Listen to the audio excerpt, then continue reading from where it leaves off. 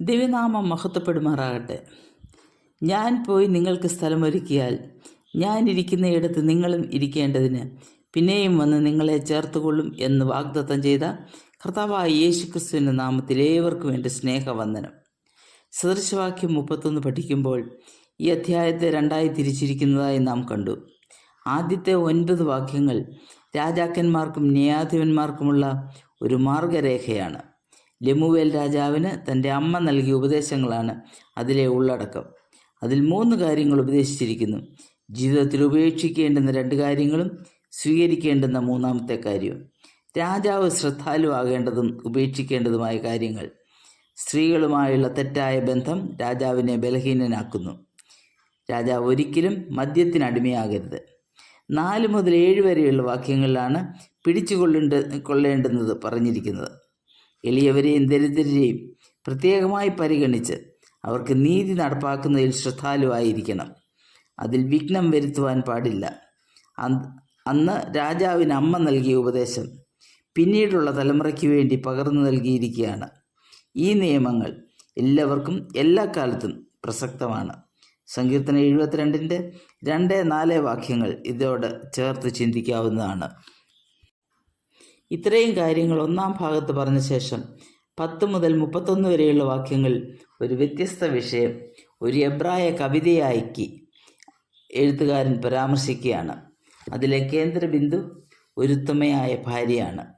അവളുടെ ജീവിത വീക്ഷണവും ജീവിതശൈലിയും ദൈവഭക്തിയും പദ്ധതികൾ തയ്യാറാക്കുന്നതും അവ നടപ്പാക്കുന്നതിലുള്ള നൈപുണ്യവും ദീർഘവീക്ഷണവും ഒരു സാധാരണക്കാരിയായ വീട്ടമ്മ എപ്രകാരം അസാധാരണ ആയെന്നതും വിജയത്തിൽ നിന്നും വിജയത്തിലേക്കുള്ള അവളുടെ ചുവടുവയ്പ്പുകളും എല്ലാം പ്രതിപാദിച്ചതിന് ശേഷം അവൾ പുകഴ്ചയ്ക്ക് അർഹയാണെന്നും അത് അവൾക്ക് നൽകണമെന്നും ഉള്ള ആഹ്വാനത്തോടെ ഈ അധ്യായം സമാപിക്കുന്നു. അവളുടെ സ്വഭാവ സവിശേഷതകളെല്ലാം ഓരോന്നായി നാം കണ്ടു കഴിഞ്ഞു. അവ ഇപ്രകാരം നമുക്ക് സംഗ്രഹിക്കാം. ഉന്നതമായ ധാർമ്മിക നിലവാരം, വാക്യം 10. വിലമതിക്കാനാവാത്ത വ്യക്തിത്വം, വാക്യം 10. വിശ്വസ്തത, വാക്യം 11. ജന്മനാൽ ലഭിച്ച നന്മയും സത്യവും, വാക്യം 12. നൈപുണ്യം, സാമർഥ്യം, വാക്യം 13. മിതവ്യയം, കഠിനാധ്വാനം, വാക്യം 14. കർമ്മനിരത, കരുതൽ, വാക്യം 15. ബഹുമുഖ സിദ്ധി, വിവേകബുദ്ധി, വാക്യം 16. അക്ഷീണത, ആരോഗ്യം, വാക്യം 17. സന്തോഷവതി, കാര്യപ്രാപ്തി, വാക്യം 18. ശ്രദ്ധ, ജാഗ്രത, വാക്യം 18. വൈദഗ്ധ്യം, വാക്യം 19. ദാനശീലം, ദയ, വാക്യം 20. ഉദാരത, കരുണ, വാക്യം 20. നിർഭയത്വം, മുൻകരുതൽ, വാക്യം 21.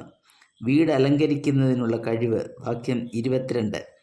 വേറിട്ട അഭിരുചി, വാക്യം 22. ബഹുമാന്യ പ്രസിദ്ധ, വാക്യം 23. ഉത്സാഹി, ഐശ്വര്യ സമൃദ്ധി, വാക്യം 24. വിശ്വസിക്കാവുന്നവൾ, സത്യസന്ധ, വാക്യം 25. ആത്മവിശ്വാസം, സത്യസന്ധത, 25-ാം വാക്യം. ബുദ്ധിമതി, വിവേചനാശക്തി, 27-ാം വാക്യം. ഗ്രഹണശക്തി, ദയ, 26-ാം വാക്യം. കാര്യശേഷി, പ്രായോഗികത, 27 വാക്യം. അത്യുത്സാഹി, സ്ഥിരോത്സാഹി, വാക്യം 27. ഒരു മാതൃകാ ഭാര്യയും മാതാവും, വാക്യം 28.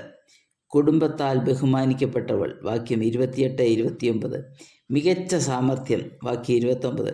ദൈവഭക്ത, താഴ്മയുള്ളവൾ, വാക്യം 30. പ്രശംസയ്ക്കർഹ, വിജയി, വാക്യം 31. പരസ്യസ്ഥലത്ത് ബഹുമാനിക്കപ്പെടുന്നു, വാക്യം 31. മുകളിൽ പറഞ്ഞിരിക്കുന്ന സ്വഭാവ ഗുണങ്ങൾ അവളെ സാധാരണത്വത്തിൽ നിന്നും അസാധാരണത്വത്തിലേക്ക് ഉയർത്തുന്നു. ഇവളാണ് ഈ അധ്യായത്തിലെ കേന്ദ്രബിന്ദു. എന്നാൽ അവളുടെ ഭർത്താവും ആ കുടുംബ വ്യവസ്ഥയുടെ ഭാഗമാണ്. ഭർത്താവിനെക്കുറിച്ചും ചില പരാമർശങ്ങളുണ്ട്. അവനവളെ പൂർണ്ണമായി വിശ്വസിച്ചിരുന്നു, വാക്യം 11. അവൾ ഒരിക്കലും അമിതവ്യയം ചെയ്തിരുന്നില്ല എന്നതിൽ അവൻ തൃപ്തനായിരുന്നു, വാക്യം 11. അവളുടെ നിസ്വാർത്ഥമായ പ്രവർത്തനം മൂലം അവൻ്റെ ജീവിതകാലം മുഴുവൻ അനുഗ്രഹിക്കപ്പെടുന്നു, വാക്യം 12. അവൾ മൂലം പട്ടണവാതിൽക്കൽ അവൻ പ്രസിദ്ധനാകുന്നു, വാക്യം 23. അവളുടെ നന്മകളെ അവൻ പരസ്യമായി പ്രകീർത്തിക്കുന്നു, വാക്യം 28, 29. കുടുംബത്തിൽ മക്കളുടെ സ്ഥാനം ചെറുതല്ല. ദൈവഭയത്തിലും ഭക്തിയിലും അവൾ കുഞ്ഞുങ്ങളെ പരിശീലിപ്പിച്ചു. അവളുടെ ദൈവഭക്തി അവർ നേരിട്ട് കണ്ടറിഞ്ഞു. അവളുടെ മാതൃകാ ജീവിതം അവർക്കൊരു മാർഗദർശിയായിരുന്നു. അതിൻ്റെ പ്രതിഫലനമായി മക്കൾ എഴുന്നേറ്റ് ഭാഗ്യവതി എന്നവളെ പുകഴ്ത്തുന്നു. വാക്യം 28. ഈ നല്ല അമ്മയുടെ മക്കളായതിൽ അവർ അഭിമാനം കൊള്ളുന്നു. ഭാര്യ, ഭർത്താവ്, മക്കൾ ഇവരടങ്ങിയ കുടുംബ വ്യവസ്ഥ കർത്താവ് സ്ഥാപിച്ചതാണ്. അതിൻ്റെ പ്രതിഫലനമാണ് ഈ അധ്യായത്തിൽ നാം കണ്ടത്. കുടുംബ സംവിധാനത്തിൽ ഓരോരുത്തർക്കും വ്യത്യസ്ത കർത്തവ്യങ്ങളുണ്ട്. ഇത് ദൈവവചനത്തിൽ പല ഭാഗങ്ങളിലും പ്രതിപാദിച്ചിട്ടുണ്ട്. ആത്മീയാർത്ഥത്തിൽ കുടുംബ വ്യവസ്ഥ നിഴലും കർത്താവും സഭയുമായുള്ള ബന്ധം പൊരുളുമാണ്. ഭാര്യയുടെ തലയായ ഭർത്താവും സഭയുടെ തലയായ കർത്താവും തമ്മിലുള്ള ബന്ധത്തിൽ കർത്താവ് സഭയെ സ്നേഹിച്ചതുപോലെ ഭർത്താവ് ഭാര്യയെ സ്നേഹിക്കുന്നു. സഭ കർത്താവിൻ്റെ കർത്തൃത്വത്തെ അംഗീകരിക്കുന്നു. സദൃശവാക്യം 31 കേന്ദ്രബിന്ദു ഉത്തമയായ ഭാര്യയാണെന്ന് പറഞ്ഞുവല്ലോ. എങ്കിലും അതിലെ താക്കോൽ വാക്യം, കീവേഴ്സ്, 30 വാക്യത്തിൻ്റെ ലാസ്റ്റ് പാർട്ടാണ്. യഹോവ ഭക്തിയുള്ള സ്ത്രീയോ പ്രശംസിക്കപ്പെടും. ദൈവഭക്തിയും സ്ഥിരോത്സാഹവും ദീർഘവീക്ഷണവും ശുഭാപ്തി വിശ്വാസവും ഉണ്ടെങ്കിൽ സാധാരണ വ്യക്തികൾ അസാധാരണക്കാരാകും എന്ന യാഥാർത്ഥ്യത്തിലേക്കാണ് ഈ പഠനം വിരൽ ചൂണ്ടുന്നത്. എന്നാൽ എല്ലാത്തിൻ്റെയും അടിസ്ഥാനം യഹോവ ഭക്തിയാണ്. ആ അടിസ്ഥാനത്തിലാണ് ബാക്കിയെല്ലാം പടുത്തുയർത്തേണ്ടത്. ഈ സ്ത്രീ ഇതിനുത്തമ ഉദാഹരണമാണ്.